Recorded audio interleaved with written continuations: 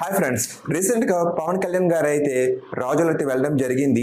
అక్కడ పల్లె ప్రోగ్రామ్ 2.4 అయితే ఎక్స్క్లూజివ్ గా లాంచ్ చేశారు.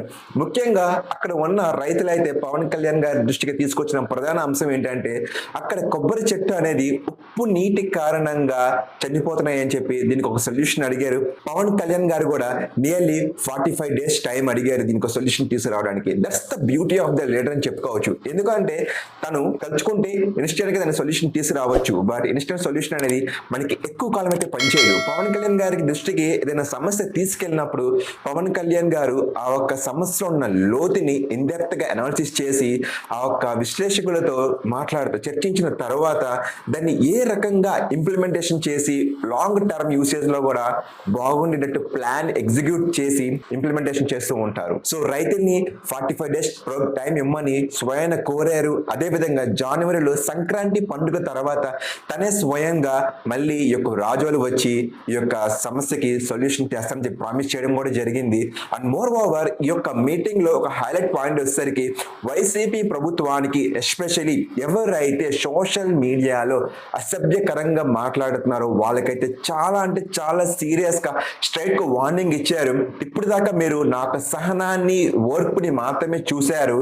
మీరు మీ పద్ధతులు మార్చుకోకపోతే నేను ఖచ్చితంగా మీ అందరినీ కూడా ఈచ్ అండ్ ఎవ్రీ మెంబర్ ని అనాలిసిస్ చేస్తున్నాను, గమనిస్తూనే ఉన్నాను, తోలు తీసేస్తానని చెప్పి స్ట్రైట్ వార్నింగ్ కూడా ఇవ్వడం జరిగింది. తన దగ్గర ఇటువంటి యాటిట్యూడ్ ఉన్న వాళ్ళ మీద ఎటువంటి క్షమ అనే పదం ఉండదని చెప్పి చాలా క్లియర్ స్ట్రైట్ ఫార్వర్డ్ అయితే చెప్పడం జరిగింది. అంతేకాదు క్రిమినల్ యాటిట్యూడ్ ఎవరు చేసినా సరే ఉపేక్షించేది లేదని, తన వాళ్ళు కానివ్వండి, తన పార్టీలో కానివ్వండి, లేదా కూటమి ప్రభుత్వంలో కానివ్వండి, లేదా ఇంకెవరైనా సరే క్రిమినల్ యాటిట్యూడ్ మాత్రం చేస్తే ఎట్టి పరిస్థితిలో వదిలిపెట్టేది లేదని చెప్పి చాలా స్ట్రైట్ వార్నింగ్ అయితే పాస్ చేశారు. ఫ్రెండ్స్, ఇక్కడ మనం గమనించాల్సిన ఒకటి, పవన్ కళ్యాణ్ గారి దగ్గర చాలా ఒక బ్యూటిఫుల్ థింగ్ ఉంటుంది. అదేంటంటే ఎవరైనా సరే సమస్య చెప్పినప్పుడు స్వయాన తనే వచ్చి వాళ్ళతో కూర్చొని ఆ యొక్క సమస్యకి కారణం ఏంటి తెలుసుకుంటారు.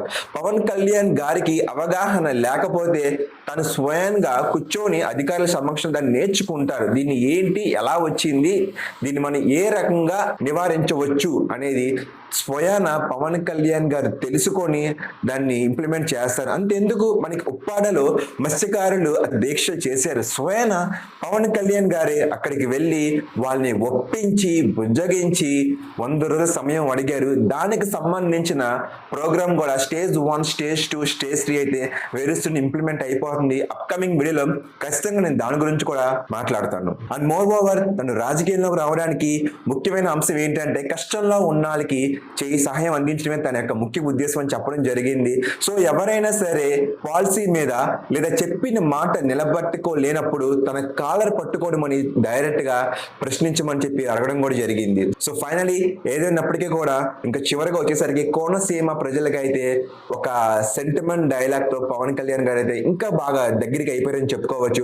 కోనసీమలో ప్రతి ఇంటి బయట ఉన్న కొబ్బరి చెట్టు ఆ ఇంటికి పెద్ద కొడుకు అని వాళ్ళు భావిస్తారు.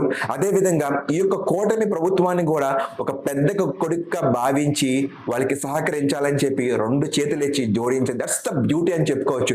ఎక్కడ తగ్గాలన్నది కాదు, ఎక్కడ నెగ్గైన వాళ్ళే నిజమైన లీడర్స్ అవుతారు. పవన్ కళ్యాణ్ గారు నాకు తెలిసి ఒక పొలిటీషియన్ గా ఎప్పుడు తనని నాకు కనబడలేదు, తనలో ఎప్పుడు నాకు ఒక లీడరే కనబడ్డారు. That's the spirit of deputy CM. So friends, మరొక వీడియోలో ఖచ్చితంగా మళ్ళీ కలుస్తాను. Please take care. Thanks for watching.